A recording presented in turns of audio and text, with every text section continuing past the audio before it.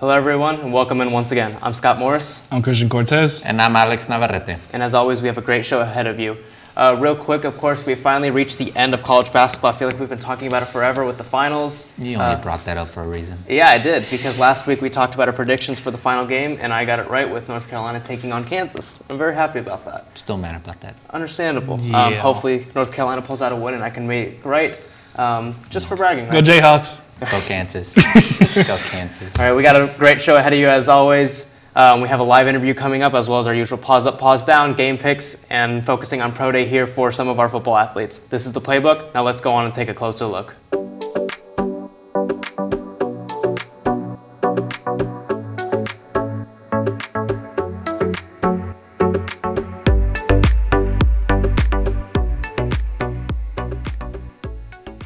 As always, we're going to start off with Pause Up, Pause Down, our usual segment where we talk about the hottest topics in sports, whether that be Sam Houston or pro. First up today, we're going to go to Major League Baseball. We're having a season. That's something to be excited about, right? Yes, Of course. finally. I know. Finally. There was a big talk about not being able to do it, with the CBA not being signed, the players' lockout and all this. But we're here. Thursday is opening day for every single team, and it's so exciting. I'm excited. But as always, with baseball, there's always a bit of controversy. Everybody's trying to gain an advantage. There's always this and that. I mean, baseball's been talked about more than it has been in years. And this one right now is about foreign substances. Pitchers have been using foreign substances, whether that be spider tack or something as simple as pine tar, sunscreen and rosin, things like that to get a better grip on the ball, which increases spin rate. The MLB tried to crack down on it last year, and they kind of did for a little bit. They suspended a few players. They would check in between innings. But by the end of the season, Sports Illustrated article came out that really showed that, it was higher than ever by the end of the season. And we kind of saw that pitchers like Garrett Cole, who kind of fell off and then found his stride magically once again. So Alex, I'll start with you. How do you feel about foreign substances in baseball? If we're saying that it should be allowed, then I go pause up just because it's been used since the league has been played. So I don't get as to why the league now is trying to make changes to this. That whole Sports Illustrated that you talked about, I'm assuming because players and the umpires were like, you know what, we're not even going to check you anymore. Because I didn't see that. I don't even remember seeing any of it during the playoffs. Yeah, I don't know if they ever. I think they did once or twice, but by the end, it was definitely like the first day it was implemented. Like there was a lot. Yeah, there was. And then by the end of the season, it was like I think we'll check them once. Like nobody really cared. But to me, it's just even during the era of McGuire versus Sammy Sosa, like they were just going back and forward. Like batters know going into that batter's box that the pitcher's using something.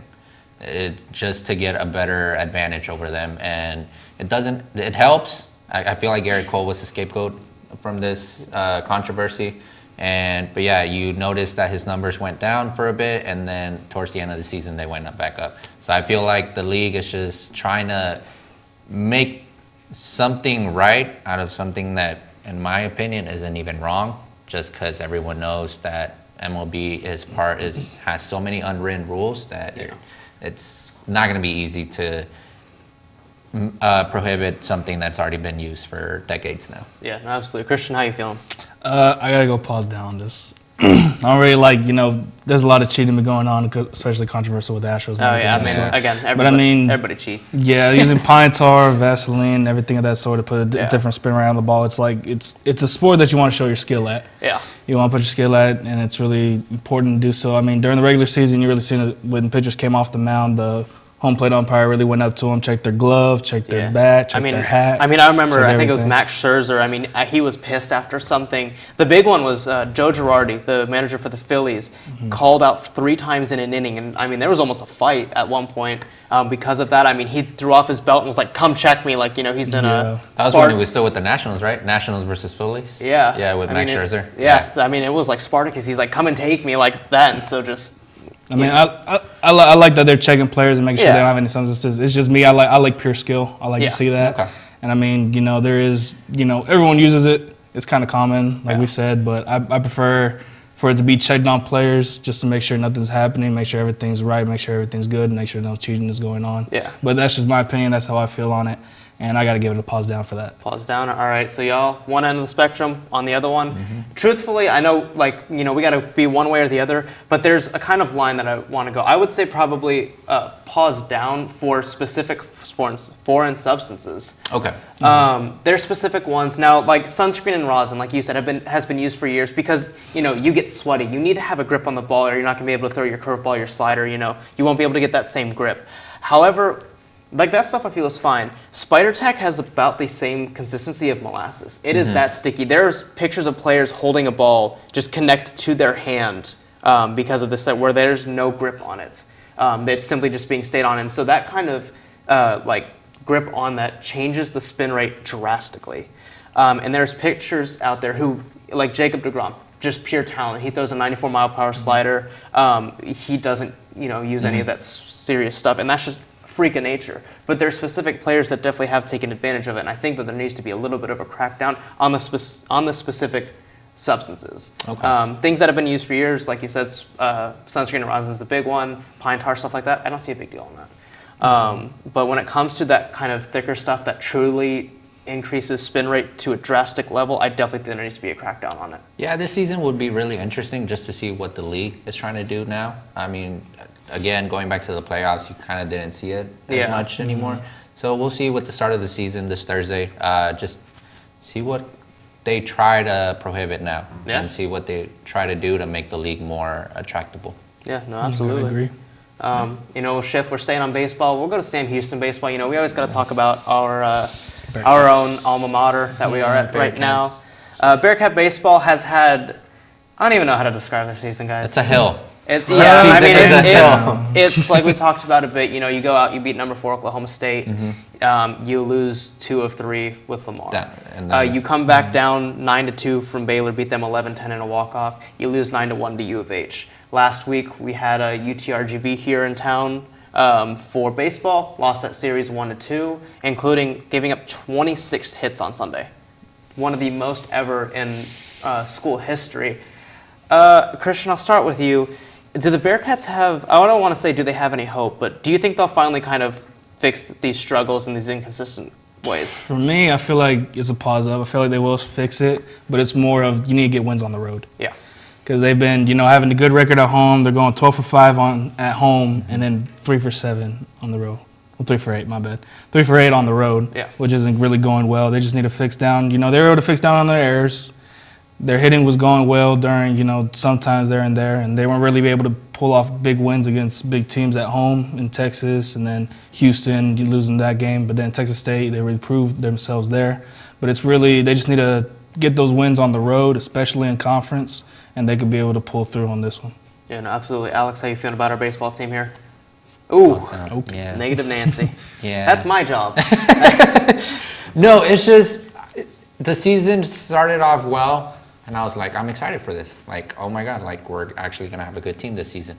And then we started having those up, downs, up, downs, up, downs, up, downs. And I was there for the Friday's game. And we started off hot, and then out of nowhere, our pitching just kind of gave up, and our bats quiet down, and it was just a long night. So at this point, I'm just like, you know what? Like, I think we're gonna be looking forward to next season. This season, we're just gonna try to finish strong. But I don't see us recuperating this season at all. Yeah, no, I mean, that's a completely fair point. I'm gonna go pause up on this one. I mean, it was really hard. You lose arguably your best player in school history in Colton Cowser. You lose one of your best hitters in school history in Jack Rogers. And I mean, it's hard to fill that kind of hole. However, Carlos Contreras has been on fire. I mean, he's been top 10 in numerous stats in baseball, RBIs, average, things like that. Still batting over 400 right now, having that 9 RBI game against SFA last weekend.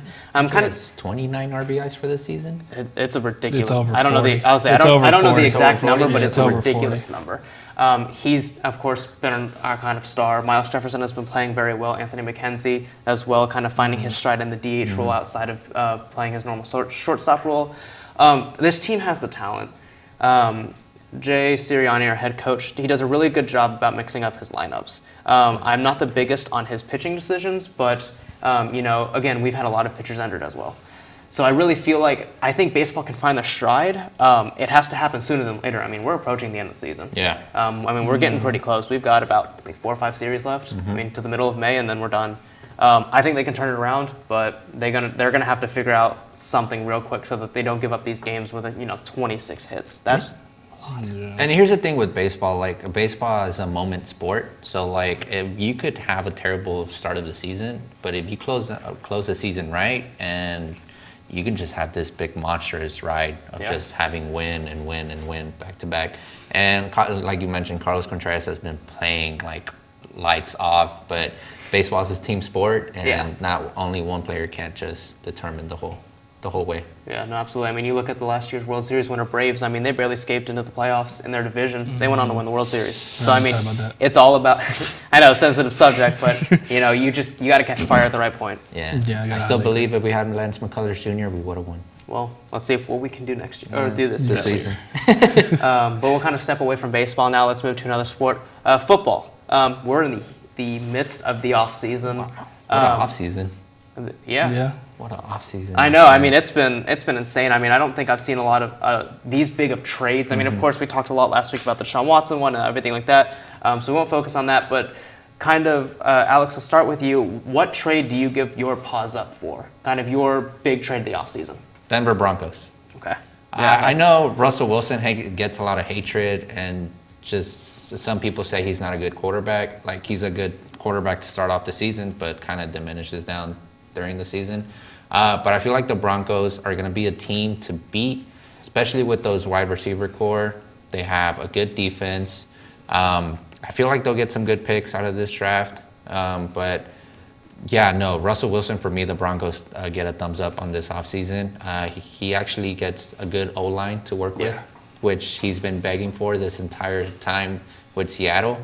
But to me, that's been the biggest trade. The biggest pickup for me would be the Rams with Bobby Wagner. They got him for a cheap price, and he's still in his prime. He still can deliver, so watch out for the Rams as well. Yeah, no, I completely agree. That Broncos offense is very good. Very loaded at wide receiver with Cortland Sutton and Jerry Jeudy. Very nice defense, and I think Russell Wilson's kind of the icing on the cake for that team. I mean, that whole division as well, just this offseason has become increasingly just... I mean, there's not a bad team in the AFC West. Kind of reminds me when the Broncos signed Peyton Manning. Yeah, I mean, it's to that stature. I mean, of course, Peyton Manning is the legend, and he's not, Russell Wilson probably won't go down as big in history as Peyton Manning, but he's certainly a Hall of Fame quarterback. It's like that missing piece that the Broncos were just missing. But we'll see this season in the NFL. But absolutely. Christian, your big trade of the offseason. My big trade was Tyreek Hill. Oh, yeah. That was a big one. No one expected it, really. Honestly, that one came out of nowhere. No one just came out of nowhere. But, I mean, it really helped out the Miami Dolphins in a big way, and Chiefs getting a lot of assets out of that. And, I mean, signing, Juju Smith in the offseason as well. For the Chiefs, it really worked out. It was a big piece in Tyreek Hill. But if you're looking for future, I'd say it was a good trade in them. And, I mean, for the Dolphins, it works out as well. But, I mean, that was a big trade that really happened that really surprised everyone. Yeah, no, it was kind of that morning we woke up, there was reports that the Chiefs might shop Tyreek Hill, and by the afternoon, and out of nowhere, 2 first-round picks later, he's a Miami Dolphin. I mean, I like it for the Dolphins. I'm curious about the decision about whether it was about money or a character issue. Tyreek Hill has had a troubled past for sure. Yeah. But I think a bigger thing also as well is the money thing. Do you pay Travis Kelce? Do you pay Tyreek Hill? And I think that they went with the best tight end in the league over a very good wide receiver. Tight ends are hard to find in this league. So if I was the GM for the Chiefs, I probably would have made the same move. Yeah, no, absolutely. But with a small comment with that, it is a make or break year for Tua. Oh, I completely agree. Because the Dolphins are giving him every single weapon possible. They're stacked. And if Tua doesn't make it, then he's a bust after the season. Absolutely. Christian, any other big moves in the offseason that you gave your pause up for, like signings, like he said with Bobby Wagner? Or? Well, I mean, like we said with Deshaun Watson, it was a big move. But, we went about that. Big move for the Browns, big move for the Texans, finally get rid of him. But it was a good offseason, honestly. All right. For me, I'm going to go a pause down for the Green Bay Packers. And trading Devontae Adams. Pause all the way up for the Oakland Raiders and getting him over there. I was never big on the Devontae Adams train. He's been a very good receiver. He's been very consistent, but I never got it. But watching him, he is one of the best route runners in the league. He has one of the best hands in the league. He is so quick. He is so good. In a Raiders team that, was really, I mean, they just signed also Chandler Jones on the defense. So, I mean, that's huge for them. So, I mean, shout out to the Raiders competing in that wild AFC West. But what are you doing if you're Green Bay? I mean, truthfully. I blame Aaron Rodgers for that, just because of the money bag that he got this offseason. Yeah, no, that's completely understandable that, Rodgers got paid a lot of money. But, I believe they were 1-2 in touchdowns over the last, I think it was 5 years. Because it was Patrick Mahomes and Tyreek Hill and Aaron Rodgers and Devontae Adams were 1-2 for most touchdown connections. And, I get it, the money, that it probably wasn't going to happen. But when you have arguably the best receiver in the league, you don't want to let him go, and you don't want to let him go for that easily. Well, the Texans did. We don't talk about that era. They sure did. For a 6th round. No. It was a 3rd-round pick in David Johnson. Oh, great. It wasn't better. No, it was a 2nd round in David Johnson, which that 2nd-round pick turned into Brandon Cooks. Is he still in the No, in the he team? is gone. Thank goodness. But just if you're the Packers, I don't see how you could do that. And yeah, if you're the Texans back in 2020, what are you doing? I mean, that was. I remember driving home that day and checking my phone and I was like, what is happening? Oh my goodness. But hey, it turned into Brandon Cooks. Not a bad thing. But it's not DeAndre Hopkins. But at the end of the day, it is what it is. I almost broke my television that day. Lost all faith in that front office. Yeah, no, that Jesus was bad. That day it was kind of like, what are we doing, guys? Like, wow, way to run an organization. Yeah, but that was kind of the big things in the offseason. I mean, of course, there was a whole bunch of other moves. I mean, a lot of different signings. Von Miller getting $100 million from the Bills. Yeah. Overpaid. Man, that was big. I'm happy because being part of a Bills fan, got family from Buffalo. I love seeing that. Overpaid. But, yeah, that is a big contract. But yeah, finally, we kind of want to wrap this up with a little bit more basketball. We'll stay on the pro side of it, though. We have the NBA playoffs coming up, and we've kind of a new thing, the play-in tournament. The last 4 seeds, 7 through 10, the 7 and 8 will play. The winner goes to the playoffs. The winner of the 9 and 10 game will go on to play the loser of the 7 and 8, and the winner of that goes on. Yes. It's a long process, which would be much easier if it was the 7 played the 10 and the 8 played the 9. But it's kind of new this year, or it was new last year, still being implemented this year. Christian, I'll start with you. How do you feel about the play-in tournament? I gotta agree with that. I gotta go pause up on that one. I like it. I like it, I really do, because it gives really a big chance for that 9 and 10 able to get in. Yeah. And it gives more basketball to a basketball fanatic as in a fan. Because right now you're looking Cavs, Hawks 7, 8, Hornets 9, and Nets all the way at 10. The Nets. All the way at 10. Yeah, But they secured it. I'll say they secured it, but that super team from a year ago is supposed to win it Yeah. all, now fighting at the bottom of the East. Hey, but that's Kyrie Irving was out, so we'll just leave it at that. But I mean, even a team at that low, they can really still make a run. Yeah, Absolutely. Having that talent, having KD, having Kyrie, getting that trade, maybe to see if Ben Simmons will play, really make a run for him. I'll say there's still talks he'll play, but I think Steve Nash went on the record and said he's not going to debut for the end of the season, and he's not going to debut for the play-in tournament. okay. So maybe later in the playoffs. Yeah, if they they make have it. to make playoffs, yeah. But I mean, it's really low teams that couldn't really make it Yeah. into the top 8. It really gives them a big chance, but it's it gives more basketball. But I got to give a big pause up on it. I like the move that Adam Silver did. I really do appreciate it. Yeah, and it's good for sports. More basketball gives those cuss teams kind of because it always sucks when you're the 9th team and you're a game out and you're like, man, I want one chance. Yeah. Yeah. I'm gonna have to go pause up, but Christian took the route of making it more exciting. I'm gonna take the route of money. The league was looking at money. Yeah, no, 100%. The league was looking at to make more money, more revenue, and obviously fans are going to pay tickets to see their team to play a sudden death game, basically, and see if they can make it in. Obviously, the 7th and 8th, I think it makes sense to me. Obviously, those two should play together, each other, just to see who gets in automatically. And then you made it 8th, so you should be able to get another shot at it. So you play the winner between 9 and 10.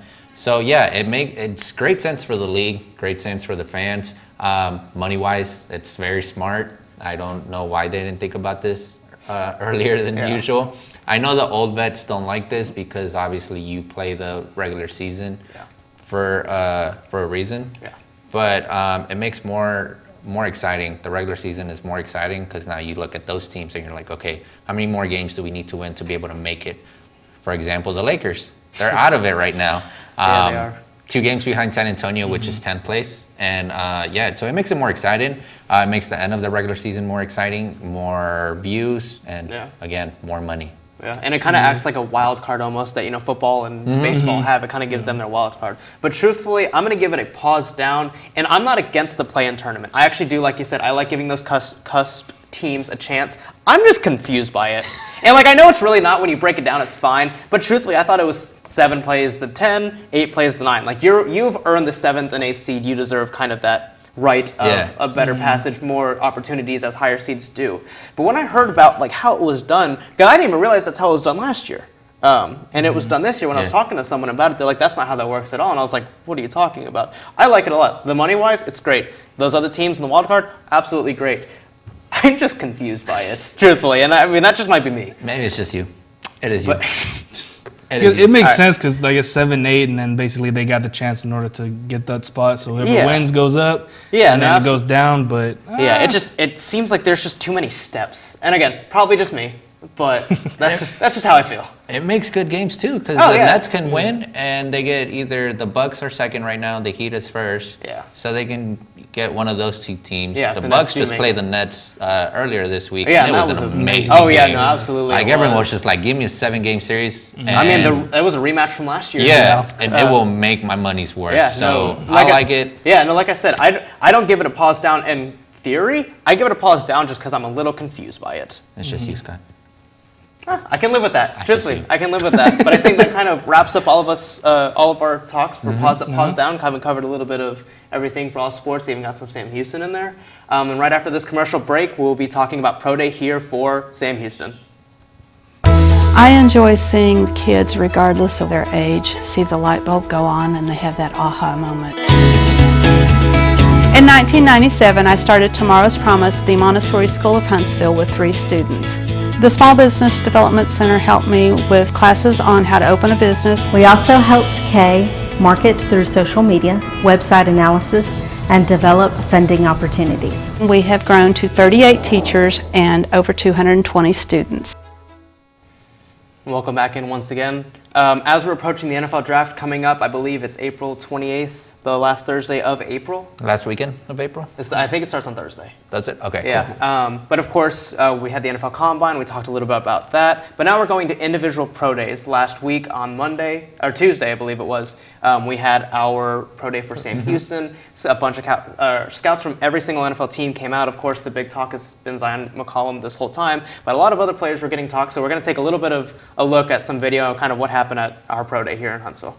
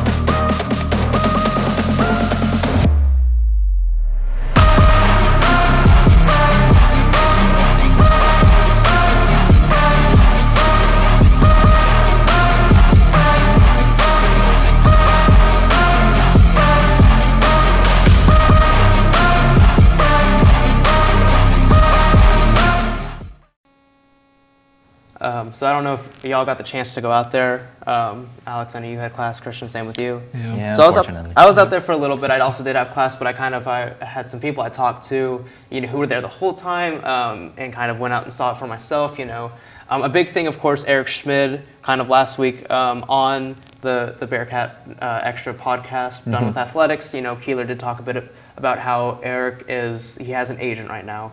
Talking about possibly playing in the CFL. I know Timothy Flanders, an old Sam Houston alum, and talked to him about it, as well as Jeremiah Briscoe. And a big talk was the Arizona Cardinals scout was talking to Schmid almost the entire day. I'm trying to be as respectful as possible.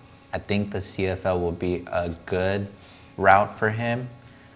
I don't see him a quarterback ready already to jump into the NFL. Yeah. So I think for Eric Smith's career, it would be so much better if he went to the CFL.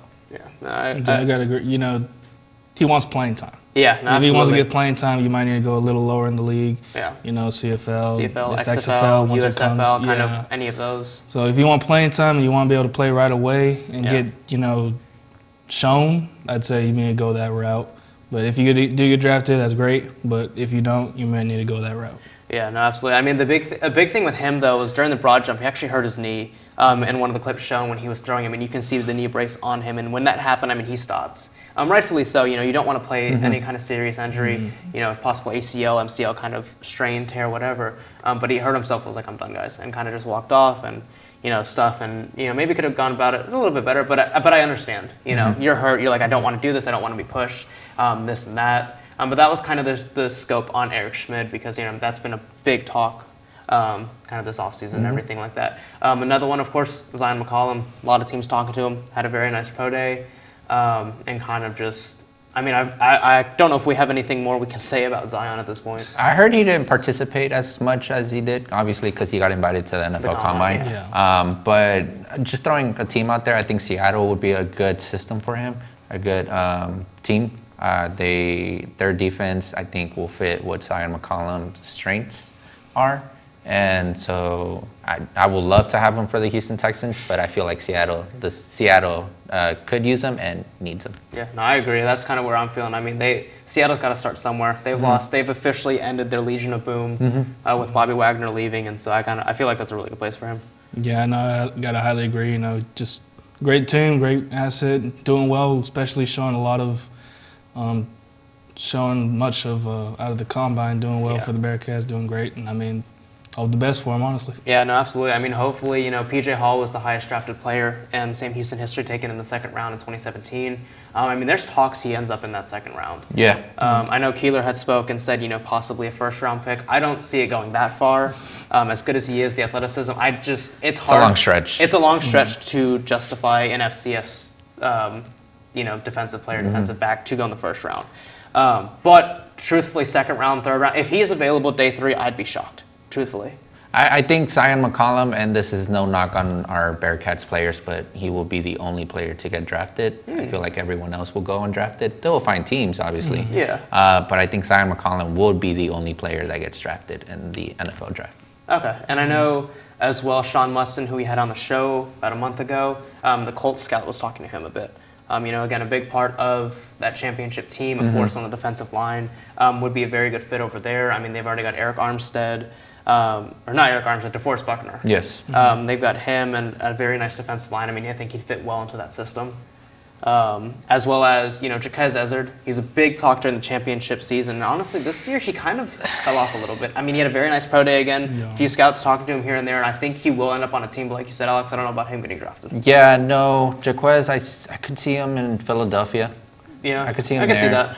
I could see him there. I could see him in, I would throw a team, Cardinals. Okay. I think the Cardinals could go after him.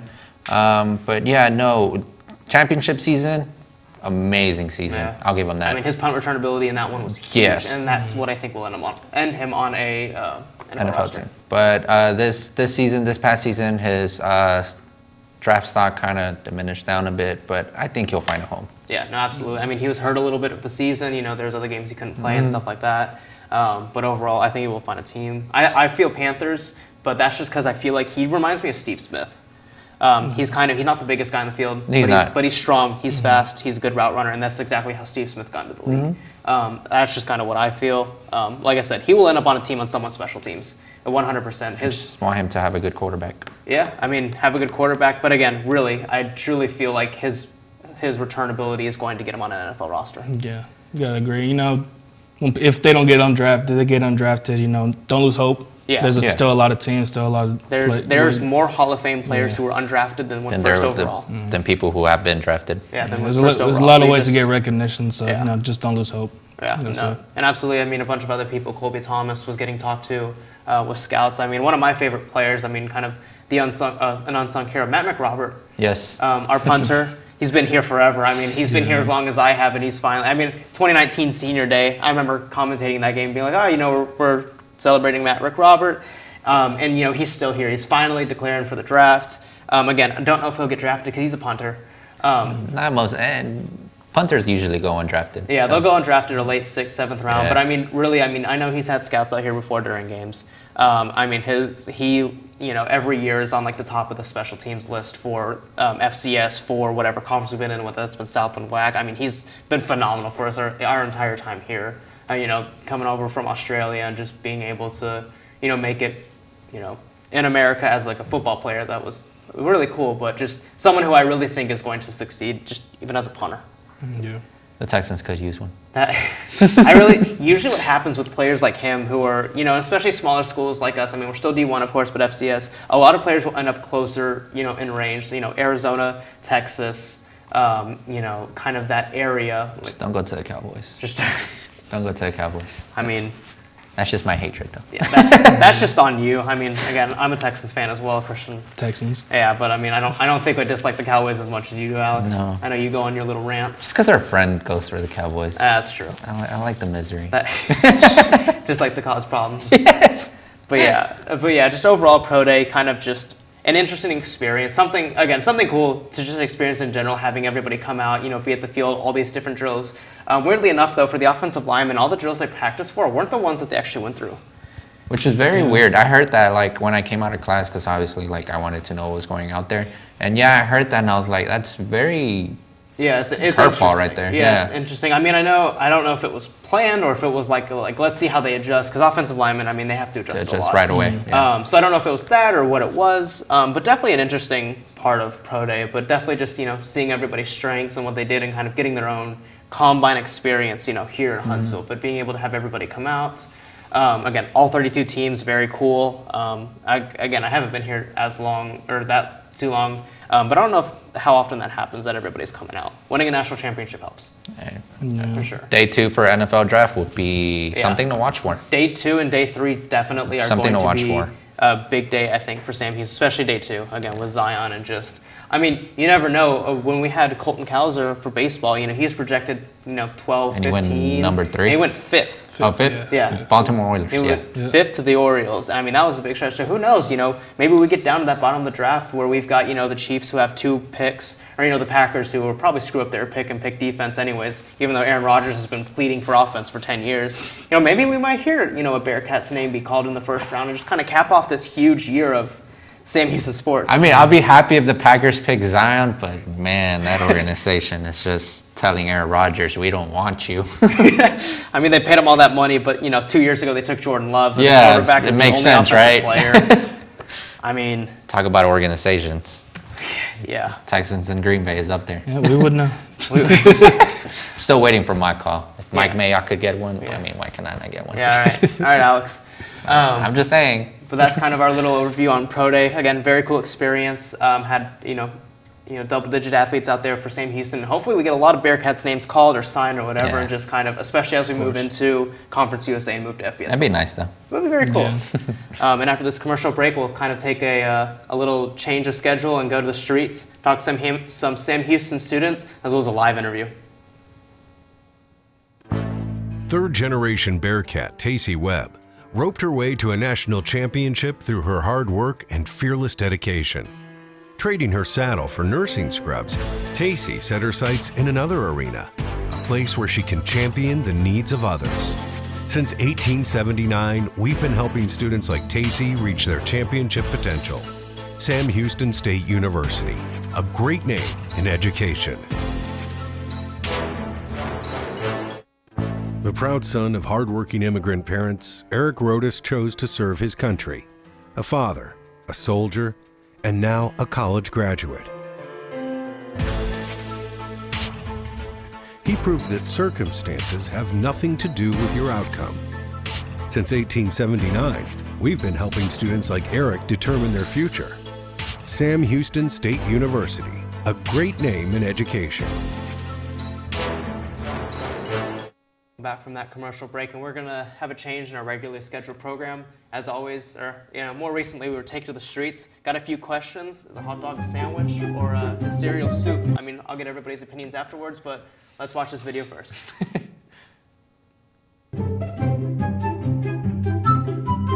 What's up, guys? I'm Eric Johnson, and this is Word on the Street. All right, would you rather have no arms or no legs? That's a tough question, huh? Probably no arms. No arms. Shiny teeth in me. Okay, how do you feel about the school parking? School parking? Actually, don't answer that. We might get canceled for that. Yeah, I was about to say, I was about to go off on that one. If animals could talk, who do you think would be the rudest? The rudest? Cats, easily. Really? Easy. Ring like that? Yeah. I got you. Is a cereal soup? Nah, cereal is. You do the same thing salad. with. A what? Cereal is a salad. They said salad. I'm about to say. Is cereal soup?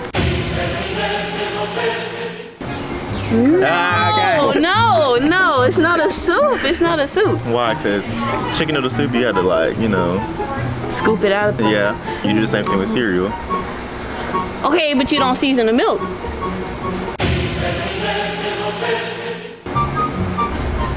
She got me there. I'm not gonna lie. What about you? Yeah, I would say the same. I'd rather have the mobility. My shiny teeth in me. My shiny teeth in me. Can I stop you real fast? Can I stop you real fast? Can I ask you like 2 questions? What's that? So, if you went on a dream vacation, what would it be? Ooh, it would be in Europe. Well, in the mountains of Italy, or I can't. Let's restart this question. My bad. Just restart. Somewhere in the mountains, in like Castlevania or like Ireland, like those kind of places is really cool for the cultures. Is cereal a soup? Is cereal a soup? Yeah. You gotta think about that. Cause you got the spoon. You got a liquid. All right. It's science. I would say like technically.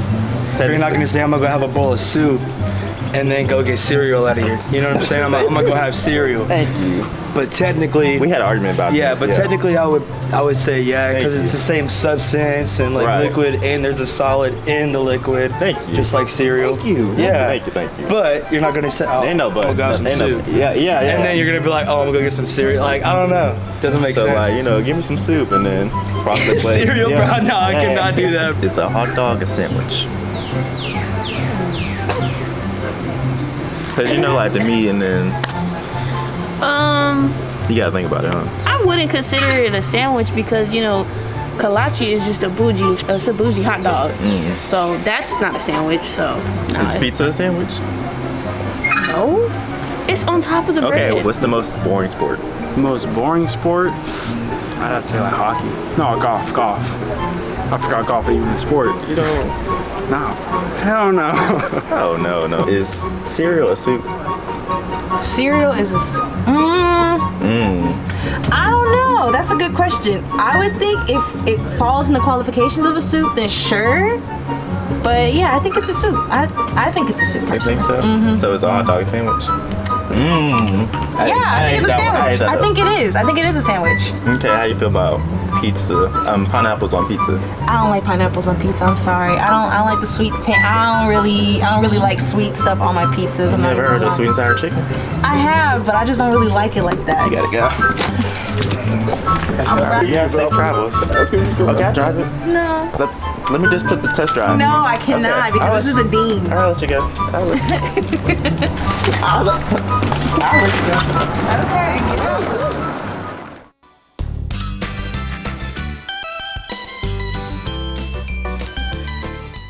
And that was our word on the street, kind of talking about is a hot dog a sandwich, cereal soup. Alex? It is not a sandwich and it is not soup. Ooh, that's where we disagree. I believe cereal is soup. It can be cold, but I mean, we're kind of over that. Right now, we have a very special guest. We have Cameron Kelly with us today. He is a master in Taekwondo, and I don't want to take the spotlight off of him. I want him to tell his story. So, Cameron, how you doing today? I'm good. How you doing? Not too bad. Not too bad. Will you be my bodyguard? Of course. Anytime. I need one. All right. So Cameron, tell us your story. When did you get into Taekwondo and kind of why?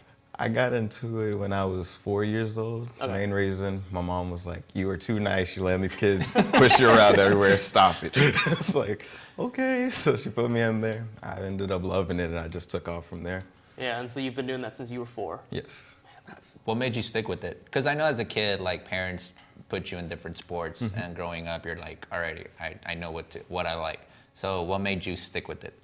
I mean, really, it's so different than everything else you normally run into. At first, it's more like disciplinary, but then you learn your body can do a lot of cool tricks, and you enjoy being in the ring and fighting, and so it really made me stick with it. Okay, cool. Yeah, like growing up, I mean, I played a bunch of sports: baseball, basketball, soccer, football, this stuff. Did you play like any other sports, or was it always just Taekwondo? Oh no, I played baseball, basketball, swimming, soccer, wrestling. Hey, you did it all. Oh, yeah. Wow.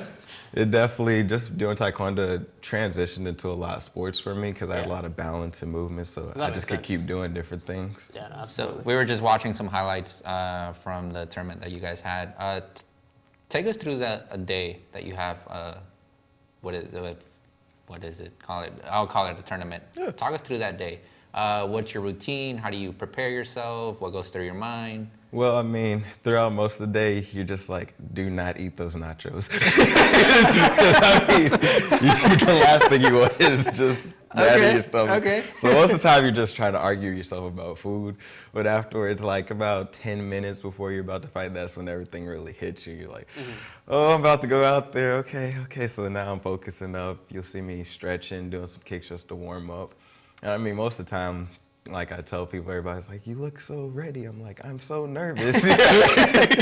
But the closer you get to the ring, it's just like I'm snapping it in and I get in that game mode. And by the time I'm there, I'm ready to go. Yeah, and kind of putting on that poker face of like, I can do this, not let your opponent know, like, I am so nervous. Oh, yes. So, like, training-wise, how do you train? Like, just in general? Like, do you do running, like, upper body workout, stuff like that? Like, what's kind of your process? So my process really, every morning I'll wake up. I got it from the Batman movie a while back. He gets out of bed, drops down, starts doing push-ups. That's what I do every time. 200, get up, go. 200? Every morning, 200. I don't think I've ever done 200 in my life. Oh, yeah. I can barely do 10. Yeah, I'll definitely do 200 after that. I mean, I have my running for a few miles, and then I'll do weightlifting. Mainly I do isolation workouts, though, for the most part, because I can do that anywhere. Then I'll do some kick practice and everything where it's outside on a tree or just randomly walking around the house. So I'll have people look at me like, promise I'm not after the wall. I just need something to look at. But yeah, that's mainly my training regimen for the most part, just switching out between weightlifting and that and kicking the air. Yeah. Nice. And talk about your accolades, because I know Heather, who was the one that got this interview to be possible, was talking about that for a little bit. But talk about yourself. Myself, really? I got a good amount of medals for the most part. Sometimes I'll get second or third. Most of the time I try to stay first because I'm really competitive with myself. Okay. I've worked my way all the way up to almost the Olympic level point when I was trying to fight at the U.S. Open. Ended up tearing my hamstring though, so couldn't go through all the way. But the thing about it is now I'm trying to aim to go back into it again for the next one coming up. So I'm definitely working hard, focused, and coming back stronger than ever. When would that qualification period open up for you? That was something I would have to look at for sure. Yeah, because I know the Olympics was last year. Yeah, so you'd have to check it out and all that. I know they always do it like a few years before, just so you can get on the team, and you're on Team USA, so you might fight at different areas, and then you go deeper into that route. So. Gotcha. And I understand. I don't know if this is the correct term. A 4th-degree black belt, is that what it is? Yes. So I understand you did that at a fairly young age. Kind of like, when did you get it? When's like the typical age that you actually people generally get it? At a normal black belt or a 4th degree? 4th degree, like where you're at. I mean, it would really depend if you're normally doing it. Started at like 10 or something. You might get it like 26, 7, 8, so forth like that. I got mine early at 22, 23, I think. So yeah, it was a pretty big accomplishment for me because, I mean, even my first black belt, I was at 8 years old. So after that, it just kind of kept going from there. So knowing karate and everything, there's probably people. Oh, Taekwondo. I'm sorry. I know some people might want to provoke you or anything like that. Has that happened? All the time. Yeah. You get it all the time, especially with a guy my size. It's like, Yeah. oh, he's only 5'9". What is this dude gonna do? I mean, most of the time though, you learn in the whole martial arts field how to diffuse the situations most of the time. Because it's really not a point in doing it. Now, if somebody's being cool about it, I'll show off some tricks just because they're like, oh, can I see this? Like, yeah, sure. But when they're asking for the fight and all that, I'm like, let's take a step back. Yeah, that doesn't sound like a fight somebody wants to pick, especially, you know, the I degree. wouldn't. Yeah. I would run away. Yeah, no, I would run absolutely. away. So what's the next step? I know you mentioned the Olympics, but what's the next step for you? Next step right now, I'm getting in shape for a fight coming up. It'll actually be here at Sam Houston. Oh, okay. And nice. Bernard G. Yeah, Bernard Coliseum. G. Johnson. When is that? June 4th. Okay. So yeah, that's my first time returning back after Oh, my wow. last injury. So How has that kind of rehab process been since getting? the rehab process has been pretty long. I had to sit out for a while because I've been injury prone most of my career. So I was like, okay, I just need to take a year off, let my body get back to where it needs to be. Yeah. And from there, it's been working pretty good now that I can feel myself more powerful than I used to be. Yeah, because it's always when you come back from an injury, you're always like a little hesitant. You're like, I don't want to do that again. Like, you know, last thing you want to do is happen again and it's over. Exactly. So, yeah. That's pretty awesome. That's pretty awesome, though. No, absolutely. Alex, got anything else? Or? No, I will not try to provoke you, so I won't die. But if you're serious about that bodyguard position, I would most likely hire you. Is there anything else that you want to add that you want to tell to people maybe who want to do Taekwondo or just anything that you want to like just let people know? I mean, Taekwondo is really for everybody. If it's something you feel like you've always wanted to try, you think it looks cool, or even if you know a kid or somebody who needs discipline or just something to focus on, definitely recommend it because it helps in tons of sports. Like literally it transitions to so many and you make your body do things you never even thought possible before. Yeah, absolutely. Pretty awesome, actually. Yeah, well, thank you so much again, Cameron, for coming on. Right after this commercial break, we'll finish off with our usual game picks. I enjoy seeing kids, regardless of their age, see the light bulb go on and they have that aha moment. In 1997, I started Tomorrow's Promise, the Montessori School of Huntsville, with 3 students. The Small Business Development Center helped me with classes on how to open a business. We also helped Kay market through social media, website analysis, and develop funding opportunities. We have grown to 38 teachers and over 220 students. Third-generation Bearcat Tacey Webb roped her way to a national championship through her hard work and fearless dedication. Trading her saddle for nursing scrubs, Tacey set her sights in another arena, a place where she can champion the needs of others. Since 1879, we've been helping students like Tacey reach their championship potential. Sam Houston State University, a great name in education. The proud son of hardworking immigrant parents, Eric Rodas chose to serve his country. A father, a soldier, and now a college graduate. He proved that circumstances have nothing to do with your outcome. Since 1879, we've been helping students like Eric determine their future. Sam Houston State University, a great name in education.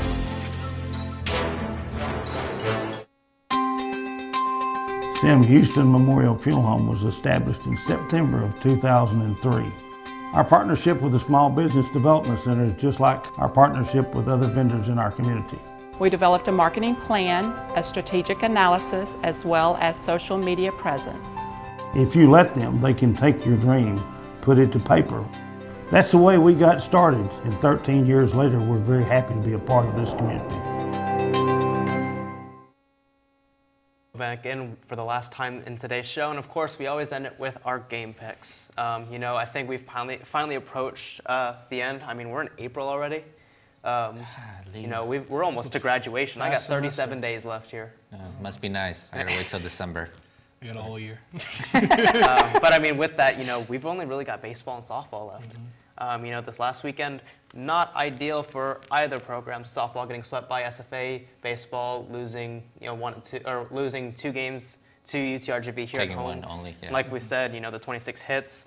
But both got big matchups coming up. First off, we'll start off with baseball, traveling to Houston. I'll be there covering it for the Houstonian, so I'll get to see that firsthand. But kind of, Christian, I'll ask you, are we getting our revenge against U of H this time? I got to say yes. Contreras having that great weekend against SFA before he played U of H. Yeah. I got to say yes. We'll get our revenge there.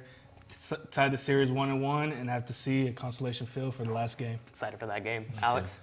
I'm going to have to go no. Yeah. Baseball No. is, Wow. yeah. No faith. It's not that I don't have faith, but U of H. You just don't have faith. Yeah. I have no faith. I think U of H is going to take it.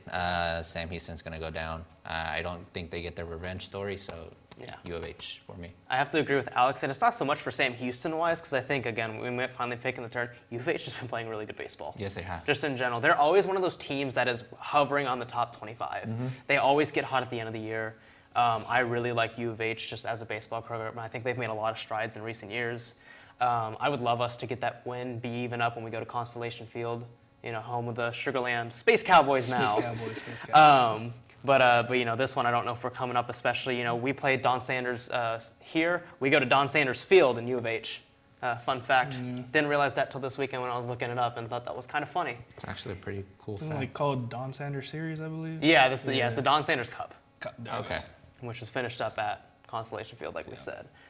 So Christian, you got us, Alex and I, we're taking U of H. But we'll go to the other diamond in softball. This Thursday we take on Texas State. Again, softball kind of didn't have a great week. Not the best weekend. Not a great season, if I were to put it. Yeah, still kind of trying to find their stride, but how much time do we have left? Alex, are we beating Texas State? No, we're not. Softball, just as we mentioned last week, it's a young team. I'm looking more forward to next season, and yeah, I don't think we get the win. So that's just my opinion. Yeah, we didn't have the lows and downs and everything during this week, but I gotta agree with Alex on that one. Yeah, no, I think it's a clean sweep. Clean sweep. I don't see softball. I think softball is going to be very good in a year. Yeah. I think they're missing a pitcher. Of course, the whole of Lindsey McLeod a few years ago still hasn't been filled. One of the best, if not probably the best pitcher in school history. We kind of need that ace. And I think that's been a big part of the reason why they haven't had that success. The offense can get going sometimes. Yes. Defensively, a few hiccups here and there, but again, a young team is going to do that. I really think in a year from now or 2 years from now, I think the program will be very good. Much better. I very much like our head coach, Garrett Fallish. I think he has a very good. I know he has a very good relationship with his players. I know he knows what he's talking about. Talking to him a few times here and there, but really just overall, I don't see us winning this one. But I think in a few years, I think we're going to have a good team. Yeah, I agree. And I think we can stick with softball because they play Thursday and then Friday they've got their series against Tarleton out. Is it in Stevensville? Is it here? It's here. Yes, that's right. It is here because Texas State is also here. Yeah. Okay, cool. That's right. Baseball's away. Alex, softball wins. You got them series win. I know. Sweep it's or Texas, series win? Series win. Okay. Series, No, okay. let's 2-1. not get too excited. Okay, let's not get too excited. But softball will win. Calling an upset here. Okay. Yeah. Got that 2-1 series win, Christian? Yeah, no, I gotta highly agree with that. Yeah. Just trying to get something going. You want to be able to play the conference at your own. I'll say at your own stadium. You host it. You got to get some wins. Yeah, so you got to get that series, and I got the Bearcats on that one against Tarleton. Yeah, no, absolutely same. I really feel like again, this weekend didn't go their way for us. They played some competitive games. Yeah. One of the games got completely away, but they were fighting to the end in 2 of those games, and really. Again, they showed signs of glimpses of really good softball.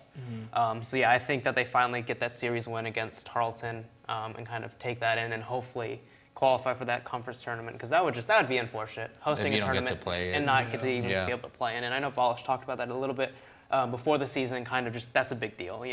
Even if you're the 7th seed or 8th seed going in, you're still home. Huntsville loves baseball. Huntsville loves softball. They always have decent crowds. So that's kind of a big deal in hosting it. Yeah, for sure. They do. I was there for this past weekend on Friday, and it was a good crowd. Yeah, no, decent. Definitely a decent crowd for Sam Houston.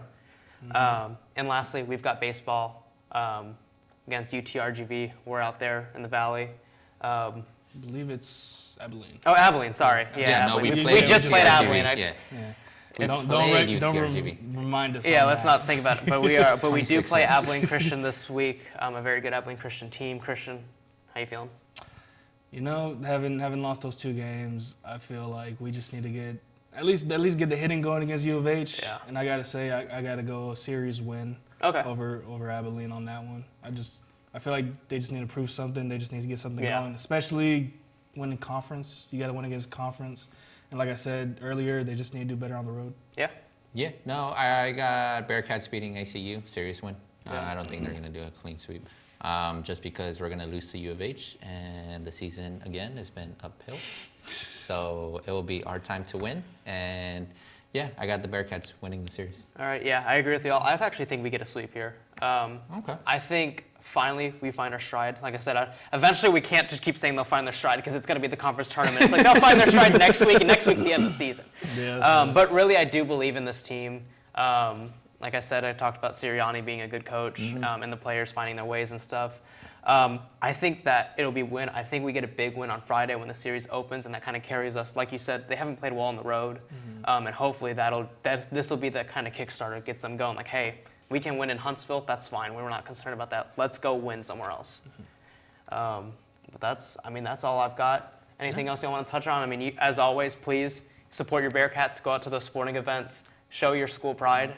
And it's baseball season. Baseball season. I'm excited. Thursday. I'm excited. Thursday is opening day. I mean, I think Yes. we'll all be in front of a TV watching some kind of baseball. For if not, sure. if not Yes. multiple games, For sure. have to go to Buffalo Wild Wings, have a bunch of TVs, just watching Oh my all of the God, I'm games. just excited to hear those bats crack, those just gloves, just when the ball hits. I'm just excited. All right, but that's it for the Playbook this week. Thank you, as always, for tuning in, and see you again next week.